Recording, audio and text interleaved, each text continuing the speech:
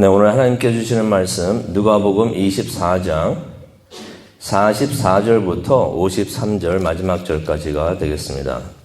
누가복음 24장 44절부터 53절까지의 말씀입니다.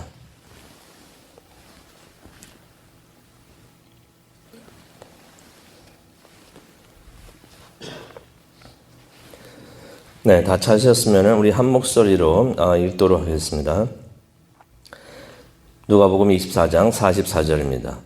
또 이르시되 내가 너희와 함께 있을 때에 너희에게 말한 바 곧 모세의 율법과 선지자의 글과 시편에 나를 가리켜 기록된 모든 것이 이루어져야 하리라 한 말이 이것이라 하시고 이에 그들의 마음을 열어 성경을 깨닫게 하시고 또 이르시되 이같이 그리스도가 고난을 받고 제3일에 죽은 자 가운데서 살아날 것과 또 그의 이름으로 죄사함을 받게 하는 회개가 예루살렘에서 시작하여 모든 족속에게 전파될 것이 기록되었으니 너희는 이 모든 일의 증인이라.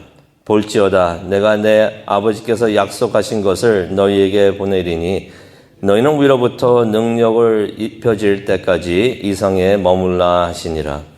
예수께서 그들을 데리고 베다니 앞까지 나가사 손을 들어 그들에게 축복하시더니 축복하실 때 그들을 떠나 하늘로 올라치시니 그들이 그에게 경배하고 큰 기쁨으로 예루살렘에 돌아가 늘 성전에서 하나님을 찬송하니라.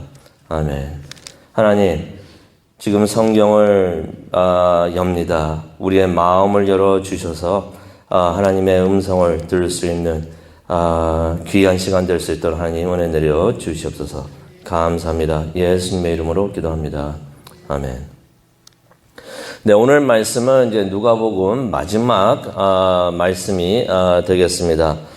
부활하신 예수님께서 이제 승천하시는 그러한 일이 되겠는데요. 그 이야기가 되겠습니다. 이 배경을 다시 한번 우리가 잠깐 보게 되면요. 제자들이 예수님이 부활하셨다는 소식을 들었지만은 의심을 했습니다. 솔직히 마태복음을 보게 되면 예수님이 승천할 때까지 의심하는 사람들이 있었다고 합니다. 근데 이 제자들이 예수님의 부활에 대한 소식을 들었지만 의심을 하고요. 또 부활하신 예수님을 봤다는 사람들의 말도 들었지만은 또 의심을 합니다. 그래서 예수님께서 그들에게 직접 나타나 주십니다. 이게 참 중요한 건데요. 제자들이 부활하신 예수님을 지나가다가 얼핏 예수님 아니야? 하면서 봤다는 것이 아니고요. 예수님께서 일부러 그들 앞에 나타나 주셨다는 것입니다. 나타나 주셔가지고 자신을 보여주셨는데요. 예수님께서 예수님께서 그때 가지고 계시고 지금도 가지고 계시지만은 지니고 계시는 그 부활의 몸, 영광된 몸, 그 몸이 우리가 나중에 부활되고 천국에 있을 때 우리가 그 몸을 가지고 되는 줄로 믿습니다. 예수님의 부활하신 몸, 우리가 천국에 있을 때, 갈 때 지니게 되는 몸이 되겠는데요.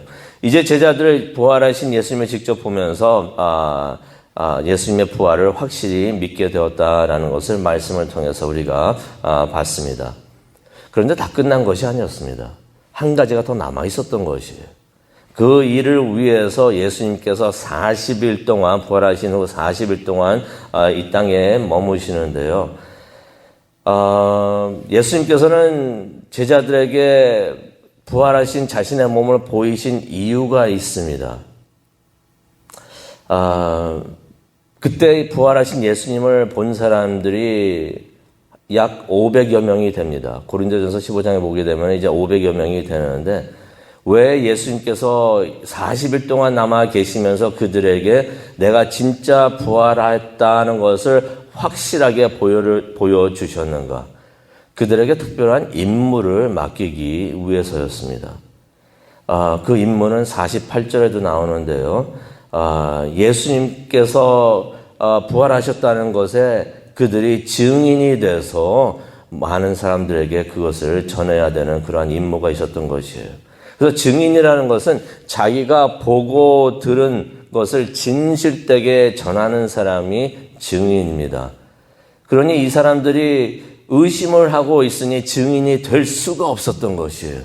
그래서 예수님으로부터 들은 그 하나님의 말씀과 또 예수님께서 부활하셨다는 것, 죽으셨고 부활하셨다는 것을 확실히 눈으로 보고서 확실하게 마음속에 가지고 있게 하기 위해서 예수님께서 40일 동안, 부활하신 후 40일 동안 이 땅에 계시면서 자신의 몸을 그들에게 보여주셨던 것입니다. 그들이 자신이 체험하고 만난 부활의 예수님을 전할 수 있도록 그렇게 예수님께서 해 주셨던 것입니다. 그리고 또 하나님의 말씀을 이 사람들이 전해야 했는데요. 하나님의 말씀은 우리가 조심해서 해야 됩니다. 제대로 공부도 안 하고 연구도 안 하고 그러고 묵상도 안 하고 하나님의 말씀을 뭐 다 알아들었던 얘기고 내가 다 아는 이야기니까 그냥 전하지 하면서 전하면 절대로 안 되는 것이에요. 훈련이 필요하고 함부로 해서도 안 되고 공부가 꼭 필요한데요. 그래서 45절에 보게 되면은 예수님께서 성경을 그들에게 풀어주십니다. 다 그 전에 들었던 이야기지만은 예수님께서 마지막으로 그걸 풀어주시는데요. 그래서 이제 성경을 열어서 설명을 해주실 때 예수님께서 그들의 마음까지 열어가지고 성경을 깨닫게 해주십니다. 그 전에 성경을 들었었지만은 깨달음이 없었었는데 이때 예수님께서 그들이 성경을 깨닫게 또 예수님께서 해주셨던 것입니다. 우리에게 이런 축복이 있기를 바랍니다. 성경을 열어가지고 읽을 때마다 우리에게 깨달음이 있기를 원합니다. 이게 이런 말씀이었구나.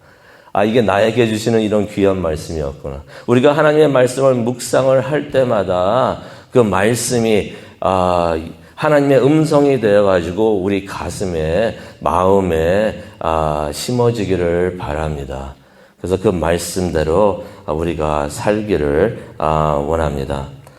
성령님이여 성경을 열어주시고 우리의 마음도 열어주시고 말씀을 우리 마음에 심어주시옵소서 이렇게 기도하면서 우리가 성경을 받기를 원합니다. 그래서 예수님께서 44절에 보니까 어떻게 해주셨냐면요. 율법하고 선지자들의 글 또 시편을 설명해 주셨다라고 말씀을 해 주십니다. 근데 이런 말씀을 그냥 설명해 주시는 것이 아니라 율법하고 선지자들의 글과 또 시편 이 모든 것들이 예수님을 가리키고 있다는 것을 예수님께서 설명을 해 주시는 것이에요. 그전에는 이게 그런 말인지를 몰랐는데 이 글을 보다 보니까 예수님이 보일 수 있도록 예수님께서 그것을 설명해 주셨다는 것입니다. 그리고 또 44절에 가게 되면요. 또 뭐가 있냐면요. 예수님께서 이런 말씀하시죠. 내가 너희와 함께 있을 때 너희에게 말한 바. 또 끝에 부분에 가게 되면은 이 모든 것들이 나를 가리켜 기록된 모든 것이 이루어져야 하리라 한 말. 무엇을 의미합니까? 예수님께서 지금 풀어주실 때 율법도 설명해 주시고요. 선지자의 글도 설명해 주시고 시편도 설명해 주면서 또 뭘 또 설명해 주시냐면은 예수님께서 이전에 가르치셨던 예수님의 가르침.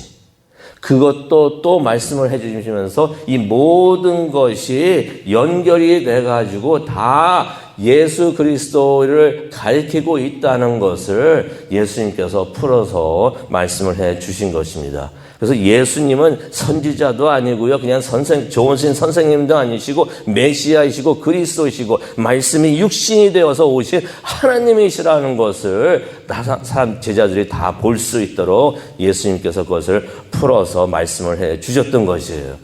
그랬더니 45절에 보니까 제자들이 이제서야 모든 말씀이 연결돼서 예수님을 가리키고 있구나, 예수님을 보여주고 있구나 하는 것을 깨달았다는 말씀이 45절에 나옵니다.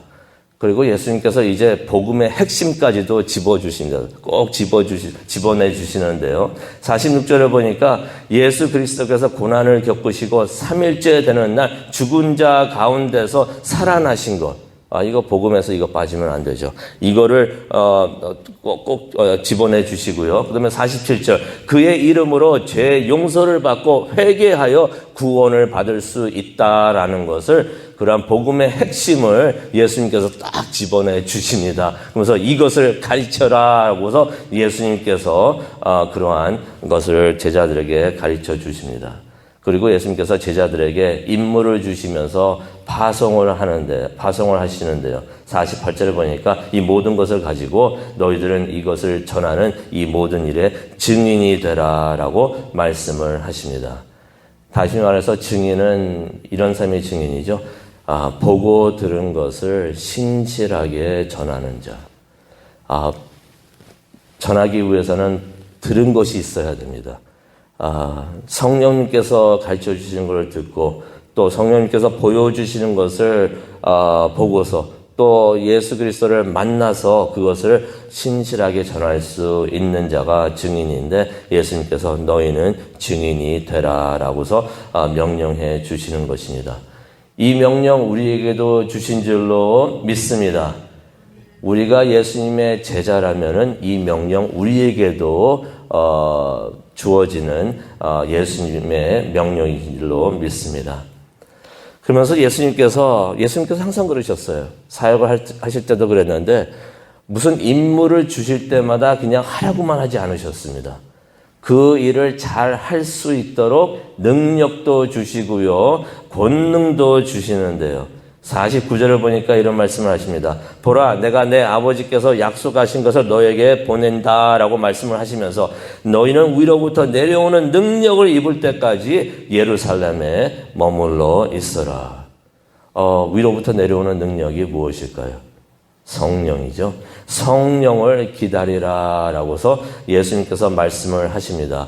왜 그런 말씀을 하셨을까요? 우리가 증인이 돼가지고 세상에 나가가지고 땅끝까지 가가지고 예수님을 전파하기 위해서는 우리 힘으로 절대로 할 수가 없기 때문에 성령의 힘을 의지해야만 우리가 할 수 있기 때문에 성령의 권능을 우리가 받아야 하기 때문에 예수님께서 성령을 기다리라라고서 말씀을 해 주시는 것입니다.